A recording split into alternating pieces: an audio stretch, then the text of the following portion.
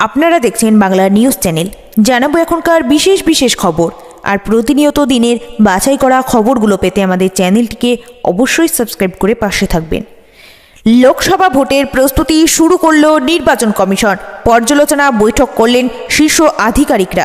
রাজ্যপালকে বুড়ো আঙুল, বারণ না শুনে যাদবপুরে চলছে ৬৬তম সমাবর্তন অনুষ্ঠান।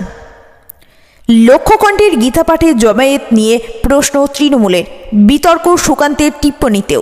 চলন্ত ট্রেনে উঠতে গিয়ে পড়ে গেলেন যাত্রী, আরপিএফের তৎপরতায় রক্ষা পেলেন মৃত্যুর হাত থেকে। লোকসভার টাকা তুলতে টেট দাবি শুভেন্দুর, মাথাটা পুরোপুরি গেছে খোঁচা কুণেলে।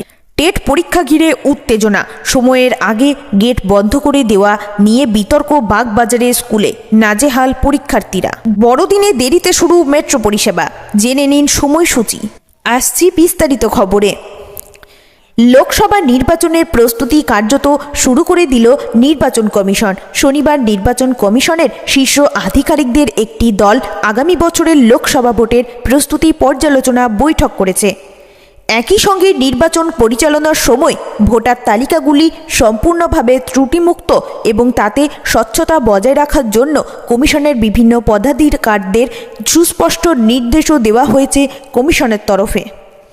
আর কমিশনের এই পদক্ষেপেই স্পষ্ট, আগামী বছরের সাধারণ নির্বাচনের জন্য ইতিমধ্যেই প্রস্তুতি শুরু করে দিয়েছে তারা।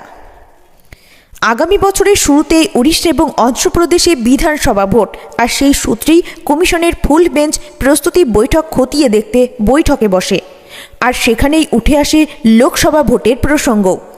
কমিশন সূত্রে খবর, বিধানসভার পাশাপাশি লোকসভা ভোটের হাল হকিকত জানতে চায় কমিশন। সেই সঙ্গে লোকসভা ভোটে কোনো ত্রুটি বিচ্যুতি যে কমিশন চায় না, তাও বৈঠকে থেকে স্পষ্ট করে দিয়েছে কমিশন। উপনির্বাচন কমিশনার ধর্মেন্দ্র শর্মা এবং নীতিশ কুমার ব্যাসের নেতৃত্বে কমিশনের দল শনিবার শেষ হওয়া 2 দিনের পর্যালোচনা বৈঠকে নান্দিয়ালা, অনন্তপুর, শ্রী সত্যসাই, এনটিআর, আন্নামাইয়া, চিত্তুর এবং তিরুপতি জেলার আধিকারিকদের নির্দেশ জারি করেছে।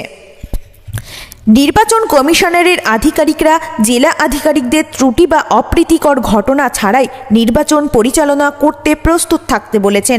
একই সঙ্গে স্বচ্ছতা বজায় রাখার উপরও জোর দেওয়া হয়েছে বলে কমিশনের বিজ্ঞপ্তিতে জানানো হয়েছে। অন্যদিকে অন্ধ্রপ্রদেশের প্রাক্তন মুখ্যমন্ত্রী টিডিপি প্রধান এন চন্দ্র নাইডুর সঙ্গে দেখা করলেন ভোটকুশলী প্রশান্ত কিশোর। চন্দ্রবাবু নাইডুর সঙ্গে বৈঠকের বিষয় অবশ্য এড়িয়ে গিয়েছেন প্রশান্ত কিশোর। তিনি বলেন, এটি কেবল একটি সৌজন্য সাক্ষাৎ ছিল। তিনি একজন সিনিয়র নেতা এবং তিনি আমার সঙ্গে দেখা করতে চেয়েছিলেন। আসছি পরবর্তী খবরে।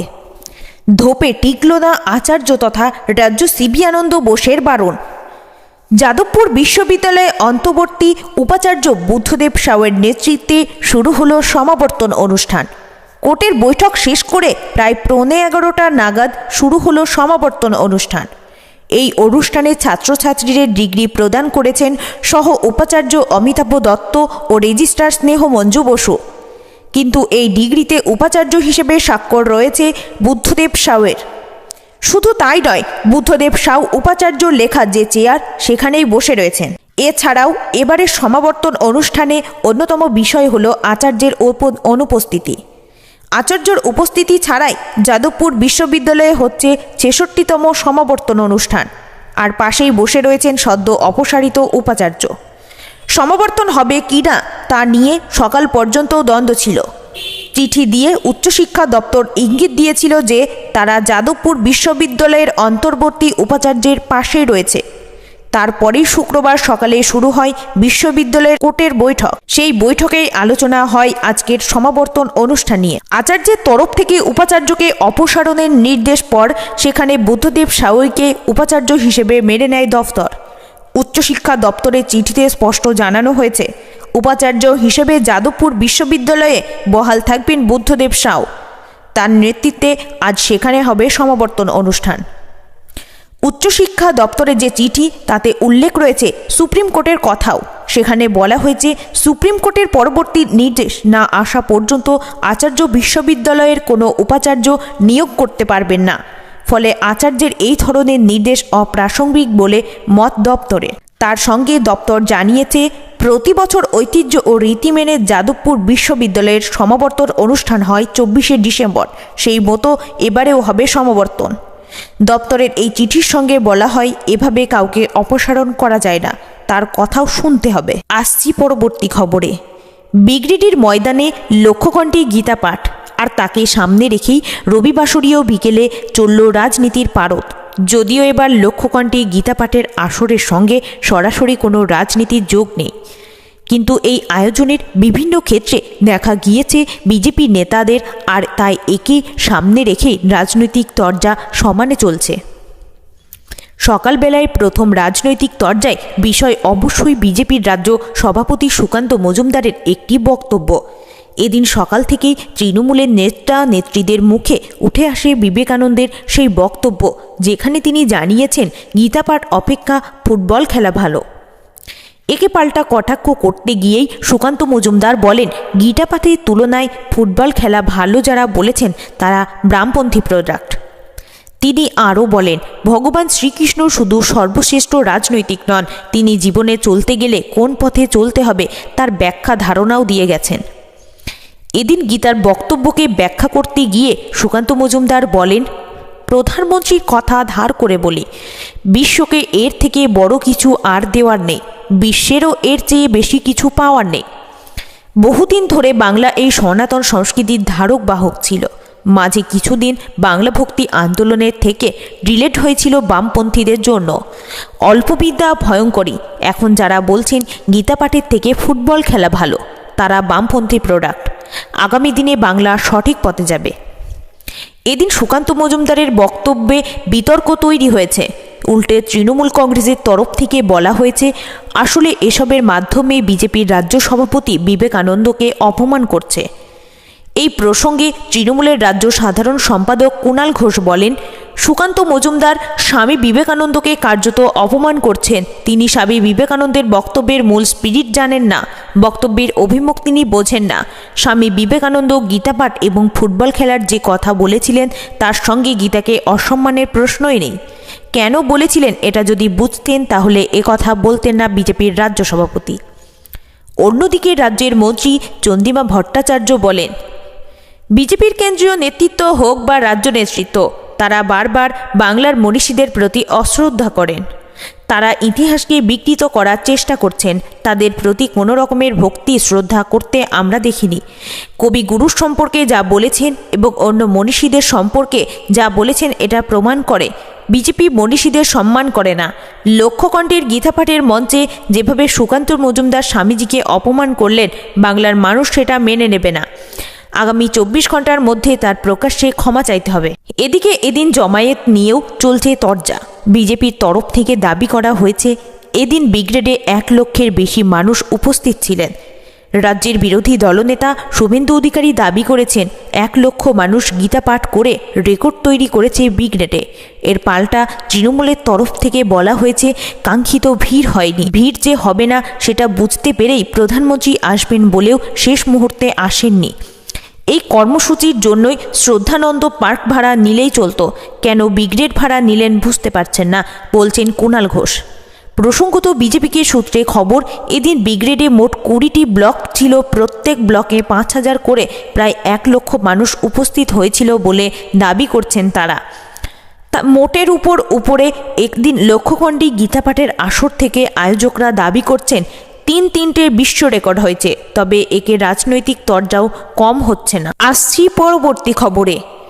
রাখে হরি মারে কে, হাওড়া স্টেশনে অল্পের জন্য মৃত্যুর হাত থেকে রক্ষা পেলেন যাত্রী। ঘটনার ভিডিও ধরা পড়েছে সিসিটিভি ক্যামেরায়। রবিবার 24শে ডিসেম্বর দুপুর 12টা 8 মিনিট নাগাদ 36827 হাওড়া বর্ধমান লোকাল পুরনো কমপ্লেক্সের 6 নম্বর প্ল্যাটফর্ম থেকে ছাড়ে। সেখানে কর্তব্যরত ছিলেন হাওড়া উত্তর বিভাগের RPF এর হেড কনস্টেবল SK ভারতী। আচমকায় তিনি দেখতে পান ওই ট্রেনে বেশ কয়েকজন যাত্রী দৌড়ে ওঠার চেষ্টা করছেন। তার মধ্যে এক ব্যক্তি আচমকা চলন্ত ট্রেনে উঠতে গিয়ে পা পিছলে পড়ে যান। তিনি প্ল্যাটফর্ম ও রেল লাইনের মাঝের ফাঁকে পড়ে যাচ্ছিলেন। সেই ঘটনা দেখতে পেয়ে দৌড়ে আসেন RPF আধিকারিক। সেই সঙ্গে ওই যাত্রীর হাত ধরে হ্যাঁচকা টান মেরে প্ল্যাটফর্মে তুলে নেন। অল্পের জন্য প্রাণে রক্ষা পেল ওই যাত্রী। RPF আধিকারিককে ধন্যবাদ জ্ঞাপন করেন। পূর্ব রেলের পক্ষ থেকে ওই আধিকারিকের তৎপরতায় প্রশংসা করা হয়। এই ঘটনার ভিডিও প্রকাশ্যে আসতেই রেল আধিকারিকের তৎপরতায় প্রশংসা করছেন সকলে। উল্লেখ্য, ব্যস্ত সময়ে ট্রেন ধরার জন্য অনেক যাত্রী দৌড়ে গিয়ে ট্রেন ধরার চেষ্টা করেন, ফলে দুর্ঘটনার সম্মুখীন হতে হয় অনেক সময়। তাই বারবার রেলের তরফে এই বিশেষ সচেতন করা হয় যাত্রীদের। আসছি পরবর্তী খবরে। 1 বছরের মাথায় দ্বিতীয়বার প্রাথমিক টেটের আয়োজন করল রাজ্য। রাজ্য জুড়ে মোট 773টি পরীক্ষা কেন্দ্রে এই পরীক্ষায় অংশগ্রহণ করলেন 3 লক্ষেরও বেশি পরীক্ষার্থী। প্রশংসনীয়ভাবে এবার টেটের জন্য সুষ্ঠু এবং সুপরিকল্পিত বন্দোবস্ত করেছিল রাজ্য সরকার, যার সুবাদে কার্যত কোনো রকম হয়রানি ছাড়াই সফলভাবে সময় মতো পরীক্ষা কেন্দ্রে পৌঁছালেন পরীক্ষার্থীরা। কার্যত গোটা পরীক্ষা পর্বে সেভাবে প্রশাসনের বিরুদ্ধে কোনো অভিযোগ ওঠেনি। তবে পরীক্ষা শুরুর ঘণ্টাখানেক বাদে সোশ্যাল মিডিয়ায় একটি প্রশ্নপত্র ভাইরাল হয়ে যায়, যা নিয়ে টানাপোড়েন শুরু হয়েছে। পরীক্ষার্থীদের একাংশের দাবি, টেটের প্রশ্নপত্রের এ সেটের সঙ্গে ওই প্রশ্নপত্রের মিল রয়েছে, কিন্তু প্রশ্নপত্রে যেহেতু পরীক্ষার শুরুর অনেক পরে সোশ্যাল মিডিয়ায় এসেছে, তাই পরীক্ষা প্রক্রিয়ায় এর কোনো প্রভাব পড়ার কথা নয়। এ প্রসঙ্গে তৃণমূল রাজ্য সাধারণ সম্পাদক কুণাল ঘোষ বলেছেন, কিছু বিজেপি এবং সিপিএমের লোকের ষড়যন্ত্রে এটা হতে পারে, এটা রাজ্যকে বদনাম করার চেষ্টা। এদিকে পরীক্ষার দিনও তৃণমূলকে টেট নিয়ে আক্রমণ করেছেন বিরোধী দলনেতা শুভেন্দু অধিকারী। তার দাবি, শুধু পরীক্ষায় হচ্ছে, নিয়োগ হবে না।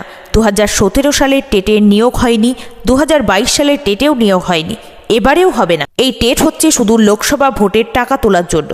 বিরোধী দলনেতা বলেছেন, রাজ্য সরকার বেকারদের অহতুক 1000 টাকা খরচ করালো, ফর্ম পূরণের সময় 500 টাকা, আর আজ পরীক্ষা কেন্দ্রে যাওয়া খাওয়া দাওয়ায় আজ 500 টাকা করে খরচ হবে। তৃণমূল সরকার বেকারদের পকেট থেকে 1000 টাকা করে বের করে নিল। শুভেন্দুর আরও অভিযোগ, টেটের সেটিং হয়ে আছে, তৃণমূল নেতাদের আত্মীয়দের মোবাইল নিতে পরীক্ষা দেওয়া হচ্ছে। শুভেন্দুর এই খোঁচার জবাবে পাল্টা খোঁচাই দিয়েছেন তৃণমূলের রাজ্য সাধারণ সম্পাদক কুণাল ঘোষ। বস্তুত বিরোধী দলনেতাকে উন্মাদ বলে কটাক্ষ করেছেন। তার বক্তব্য একদিন আগেই শুভেন্দু বলেছেন, রাজ্যে শীত পড়ছে না, সেটার জন্যও দায়ী তৃণমূল। ওর মাথাটা পুরোপুরি গেছে। আসছি পরবর্তী খবরে। রাজ্যে চলছে প্রাথমিকের টেট। এই পরীক্ষা ঘিরে দিনের শুরুতে অপ্রীতিকর ঘটনা ঘটল কলকাতায়। দুপুর 12টা থেকে শুরু হওয়ার কথা, তার আগে উত্তর কলকাতায় বাগবাজার মাল্টিপারপাস স্কুলে সকাল 11টার সময় গেট বন্ধ করে দেওয়া হয়। এদিকে একাধিক টেট পরীক্ষার্থী স্কুল গেটে পৌঁছে দেখেন গেট বন্ধ। এরপর সামনে দাঁড়িয়ে থাকা পুলিশ কর্মীদের তারা এর কারণ জিজ্ঞাসা করেন। তখন পুলিশ কর্মীরা জানিয়ে দেন, স্কুল কর্তৃপক্ষ গেট বন্ধ করার নির্দেশ দিয়েছেন, এটা তাদের আওতায় পড়ে না। এমনকি পরীক্ষা কেন্দ্রে ঢোকার সময় নিয়ে পরীক্ষার্থীদের সঙ্গে পুলিশের বচসা বাঁধে। পুলিশ জানিয়ে দেয়, পরীক্ষা নিয়ে কোনো অভিযোগ জানতে হলে স্কুল কর্তৃপক্ষ বা সরকারকে জানাতে হবে। টেট পরীক্ষার্থীদের এক পুলিশ কর্মী জানান, সকাল 9:30 থেকে 11 মিনিট পর্যন্ত স্কুলে ঢোকা যাবে। এদিকে পরীক্ষার্থীরা অভিযোগ করেন, তাদের এই সময়ের কথা জানানো হয়নি, তারা এই বিষয়টি একেবারেই জানেন না। পরীক্ষার্থীরা স্কুলের দরজায় কড়া নাড়তে থাকেন। পুলিশ আরও জানায়, তাদের দায়িত্ব আইন ও শৃঙ্খলা সামলানো। এরপরই পরিস্থিতি উত্তপ্ত হয়ে ওঠে। পরীক্ষার্থীরা চিৎকার করে বলতে থাকেন, এই পরীক্ষা সম্পর্কিত যে নথি তাদের পাঠানো হয়েছে তাতে কোথাও এমন কোনো উল্লেখ নেই যে পরীক্ষার 1 ঘন্টা আগে ঢুকতে হবে, তাই 11টায় কেন গেট বন্ধ হলো? এ নিয়ে শোরগোল পড়ে যায় পরীক্ষার্থীদের মধ্যে। এই পরিস্থিতিতে 11:45 নাগাদ স্কুল কর্তৃপক্ষ ফের গেট খোলে। তখন বাইরে দাঁড়িয়ে থাকা প্রায় 50 জন পরীক্ষার্থী লাইন দিয়ে স্কুলে ঢোকেন। আসছি পরবর্তী খবরে। বড়দিন মেট্রোর সময়সূচিতে বদল, অন্যান্য দিনের তুলনায় দেরিতে শুরু হবে পরিষেবা। এদিকে ভিড় সামলাতে নিরাপত্তা ব্যবস্থা আঁটোসাঁটো হচ্ছে পাতালপথে। রবীন্দ্র সনদ ময়দান, পার্ক স্ট্রিট, এসপ্ল্যানেড ও দমদম স্টেশনে থাকছে বিশেষ নিরাপত্তা। সাদা পোশাকে থাকবেন মহিলা আরপিএফও। পার্ক স্ট্রিট স্টেশনে এক জন আধিকারিকের নেতৃত্বে 4 জনের বিশেষ দল ও অতিরিক্ত মহিলা আরপিএফ কর্মীরা থাকবেন। মেট্রো সূত্রে খবর, বড়দিনে সকাল 8:55 মেট্রো পরিষেবা শুরু হবে দমদম ও দক্ষিণেশ্বর থেকে। সারাদিনে 8 মিনিটের ব্যবধানে ট্রেন চলবে। সকাল 9টায় পরিষেবা শুরু হবে কবি সুভাষ এবং দক্ষিণেশ্বরের মধ্যে। উত্তরে রাতের অন্তিম ট্রেন দক্ষিণেশ্বর থেকে 10:58 ছাড়বে। কবি সুভাষ থেকে রাতের অন্তিম ট্রেন ছাড়বে 11টায়। 25শে ডিসেম্বর ইস্ট ওয়েস্ট মেট্রোয় 20 মিনিটের ব্যবধানে সারাদিনে 90টি ট্রেন চলবে। পরিষেবা মিলবে সকাল 6:55 থেকে রাত 10টা পর্যন্ত। অন্তিম ট্রেন 5 নম্বর সেক্টর থেকে ছাড়বে 9:40 বাড়তি টিকিট কাউন্টার খোলা ছাড়াও অতিরিক্ত স্মার্ট কার্ড রাখা হচ্ছে। আপৎকালীন পরিস্থিতির জন্য কন্ট্রোল রুমে অতিরিক্ত কর্মীও রাখা হচ্ছে।